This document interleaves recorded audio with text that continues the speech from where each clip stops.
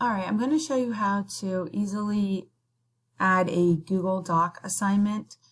This would be in a situation where maybe you already have a worksheet or some sort of assignment in Google that is a Google Doc, and you want the students to get their own copy of that item and then submit it onto Canvas. So the easiest way to do this, you're going to create an assignment. You'll fill out your assignment name and do give some instructions, which I'll show you in a second. So you are going to just give some instructions. Essentially, it is kind of hard because you don't really get to see the student side, and when you click student view, it doesn't actually always show you exactly what's going to happen because you may not be logged into Google at the time. So regardless, when you are putting in, you're just going to have them know that they have to click the Google Doc below. It will actually force them to make a copy. You're going to have them fill out the worksheet or whatever you're doing. You can give some instructions for the assignment. And essentially, if they get into another tab, they just need to know that they need to submit the completed assignment here into this assignment by clicking the blue assignment, submit assignment button, and that will always be the case with assignments, is there is that blue button. So now we go down here. I made this 5 points. It's in my assignment group.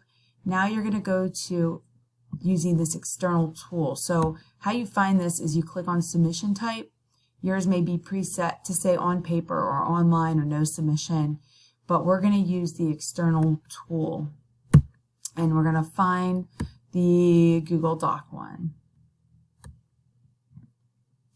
And then once you're in here, this is pretty vast for me. There's so much stuff. So I'm actually just, I was looking for this. I had a planning worksheet here. So I used the search bar, found my item, and I hit submit.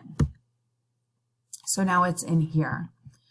You can opt to load it in a new tab if you want. If you don't want to, basically the students will be, this can be a little confusing for them unless it's older students, because it's going to say load this in a new tab, and they may not even understand what that all means. But you can pick how many attempts, and then you can include it in the grading or not, which if you're not going to sync, you could just take this off anyway. And now you need to put a due date. So I'm just going to pick a date here. And then we will save and publish. All right. So the assignment is right here. If it's not going to load in a new tab, the students can actually type right in here, or they can click here and it'll take them to that assignment and make a new copy just for them.